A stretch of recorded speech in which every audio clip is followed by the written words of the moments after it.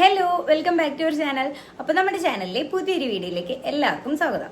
അപ്പോൾ നമ്മൾ ഒരു മാസത്തിന് ശേഷമാണ് ഒരു ടീത്ത് ബ്രേസസ് അപ്ഡേറ്റുമായിട്ട് വരുന്നത്.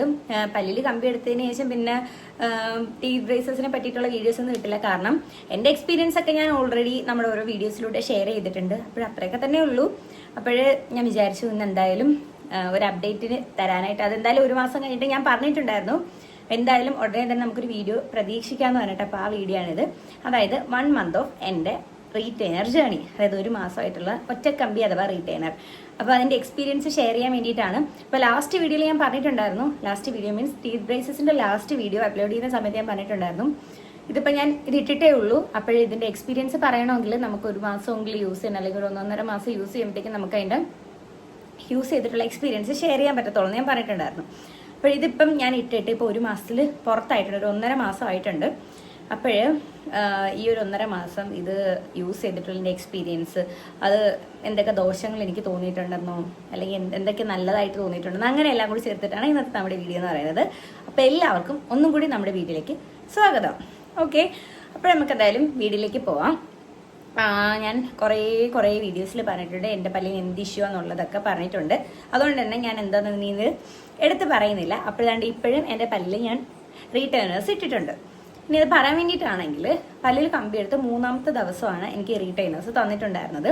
ക്ലിയർ റീറ്റെയിനേഴ്സാണ് ഞാൻ പറഞ്ഞിട്ടുണ്ടായിരുന്നത്. ഒറ്റക്കമ്പി ഞാൻ പറഞ്ഞില്ല, എനിക്ക് ഒറ്റക്കമ്പി വേണമെന്നില്ലായിരുന്നു.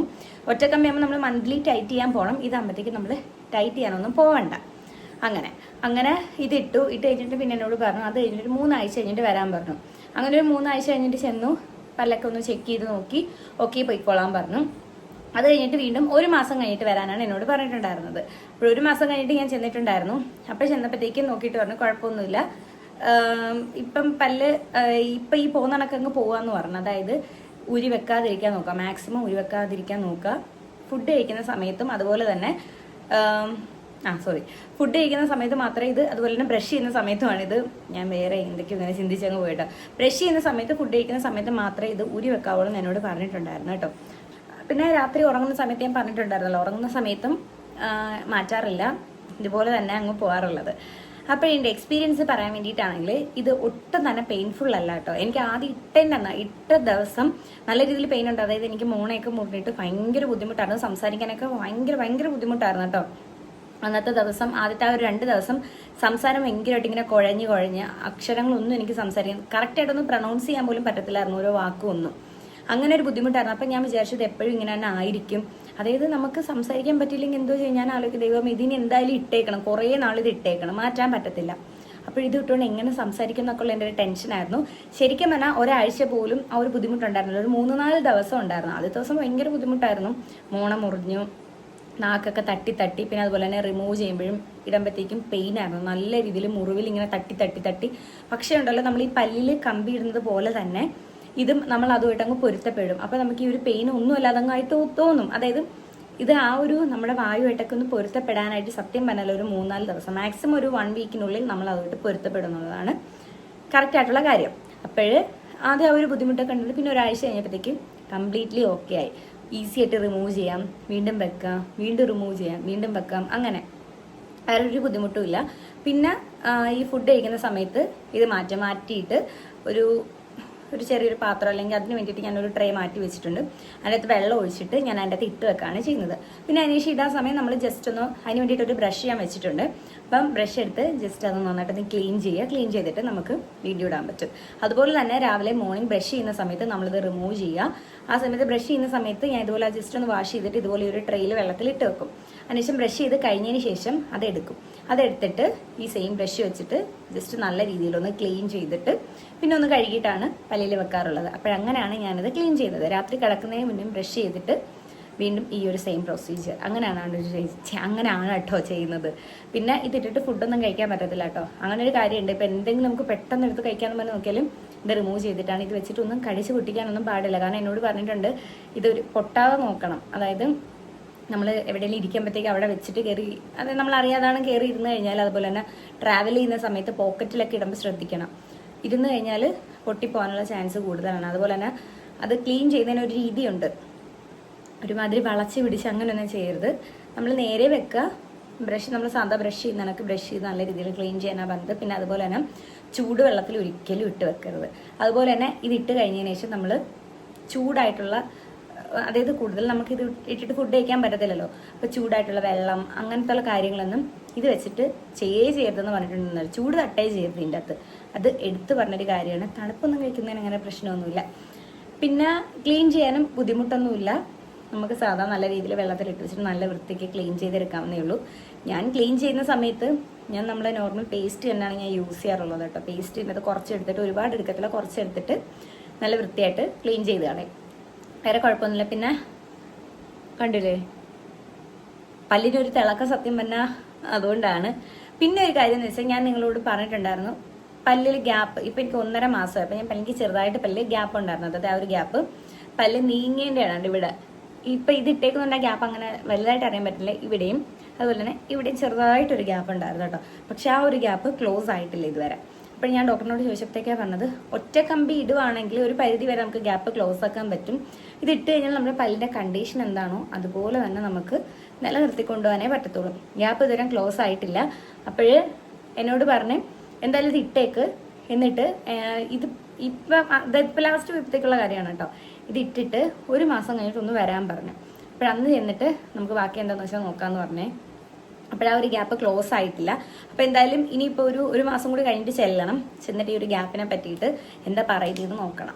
ഓക്കെ. പിന്നെ പല്ലിൻ്റെ മൂവ്മെൻറ്റ്സ്, അതായത് പല്ല് പുറകിലേക്ക് പോവുക അങ്ങനെയൊന്നുമില്ല. എങ്ങനെയാണോ പല്ലിൽ കമ്പി എടുത്ത് കഴിഞ്ഞപ്പോഴത്തേക്ക് എൻ്റെ പല്ല് എങ്ങനെയാണോ അതുപോലെ തന്നെ ഉണ്ട്, മുന്നിലേക്ക് ആയിട്ടുമില്ല. എന്നാൽ ഗ്യാപ്പൊന്നും, പുതിയ ഗ്യാപ്സ് ഒന്നും ഫോം ചെയ്തിട്ടില്ല കേട്ടോ. എനിക്ക് പല്ല് കമ്പി എടുത്തപ്പോൾ ഈ 2 ഗ്യാപ്പ് ഉണ്ടായിരുന്നു. ശരിക്കും പറഞ്ഞാൽ എനിക്ക് ഇൻസ്റ്റാഗ്രാമിൽ എൻ്റെ സബ്സ്ക്രൈബർ ഒരു കുട്ടി എന്നാണ് ആളെനിക്ക് ഇൻസ്റ്റയിൽ മെസ്സേജ് അയച്ചിട്ട് എന്നോട് പറഞ്ഞിട്ടുണ്ടായിരുന്നു. അതായത് നമ്മൾ ലൈവ് പോകുന്ന സമയത്ത് ആളെന്നോട് സംസാരിച്ചിട്ടുണ്ട്.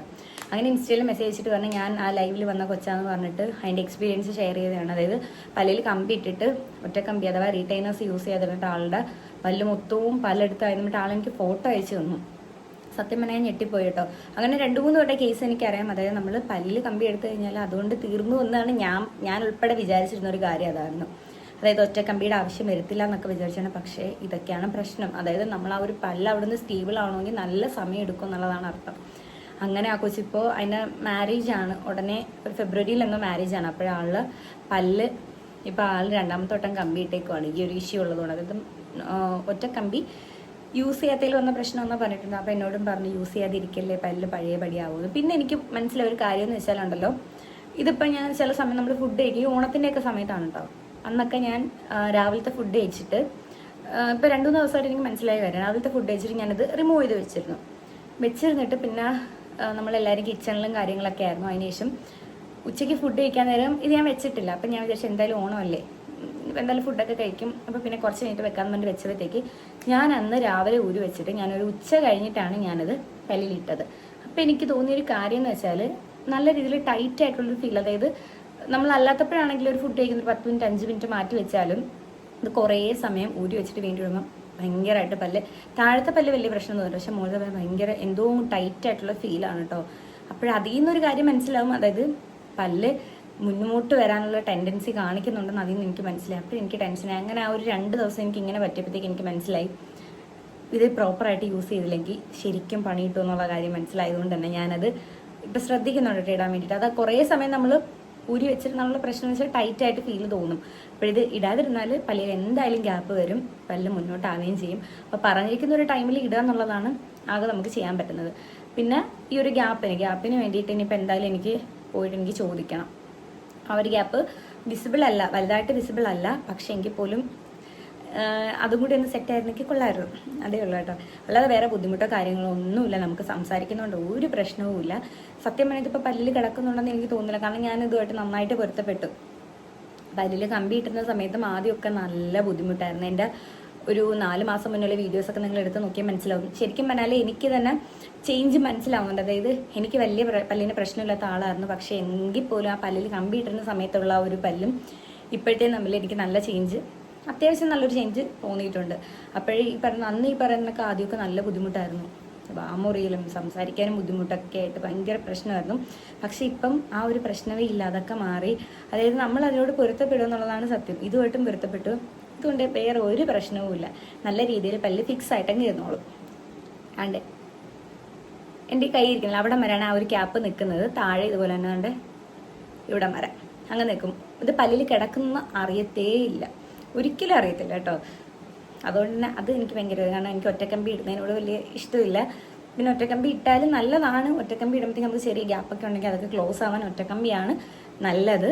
ഇതിട്ട് കഴിഞ്ഞാൽ പല്ല് എങ്ങനെയാണോ നമ്മൾ കമ്പി എടുക്കുമ്പോൾ ആ ഒരു ഷേപ്പ് അത് അതുപോലെ, കാരണം ആ ഒരു ഷേപ്പിനാണല്ലോ നമ്മൾ റീറ്റെയിനേഴ്സിന് അളവ് എടുക്കുന്നത്. അപ്പോഴതുപോലെ അത് മെയിൻറ്റെയിൻ ചെയ്യും. അല്ലാതെ ഉള്ളിൽ, അതായത് ഒരുപാട് അങ്ങ് അകത്ത് പോത്തുമില്ല എന്നാൽ പുറത്തേക്കും വരത്തില്ല, അത് മെയിൻറ്റെയിൻ ചെയ്യും. ഒറ്റക്കമ്പി ആവുമ്പോൾ നമ്മൾ മന്ത്ലി ടൈറ്റ് ചെയ്യാൻ പോകണം. ഞാനവിടെ കണ്ടിട്ടുണ്ടായിരുന്നു, ഞാനിത് ഒരു മാസം കഴിഞ്ഞ് ചെന്നപ്പോഴത്തേക്ക് ഞാൻ കണ്ടിട്ടുണ്ട് അവിടെ ഒരുപാട് പേര് വന്നിട്ട് ടൈറ്റ് ചെയ്യുന്നത്. അപ്പോഴെന്താണ് അതിനനുസരിച്ചിട്ട് പല്ല് ഒതുങ്ങുമ്പം വീണ്ടും നെക്സ്റ്റ് മന്ത് ഇങ്ങനെ ടൈറ്റ് ചെയ്ത് കൊടുക്കും. ഇതിന് പിന്നെ അങ്ങനെ കൺസൾട്ടേഷൻ നമ്മൾ പിന്നെ പോകണ്ട എന്നുള്ളൊരു കാര്യമാണ്. പിന്നെ എന്തെങ്കിലുമൊക്കെ ബുദ്ധിമുട്ടുണ്ടെങ്കിൽ നമുക്ക് പോകാം. കമ്പി ഇട്ടിട്ടുള്ളവർക്കും ഇനി കമ്പി ഇടാൻ പോകുന്നവർക്കും അതുപോലെ തന്നെ റീറ്റേണേഴ്സിനെ പറ്റിയിട്ട് ഡൗട്ട്സ് ഉള്ളവർക്കും എന്നാൽ പറ്റുന്ന വിധം എൻ്റെ എക്സ്പീരിയൻസ് ഷെയർ ചെയ്തിട്ടുണ്ട്. ഓക്കെ, അപ്പോൾ അത്രേ ഉള്ളൂ. ഓരോരുത്തർക്കും ഓരോ എക്സ്പീരിയൻസ് ആയിരിക്കണം. ഞാൻ എൻ്റെ എക്സ്പീരിയൻസ് മാത്രമാണ് ഇവിടെ ഷെയർ ചെയ്യുന്നത്. നമുക്ക് നെക്സ്റ്റ് വീഡിയോ വീഡിയോ ആയിട്ട് കാണുന്നതായിരിക്കും. ബൈ.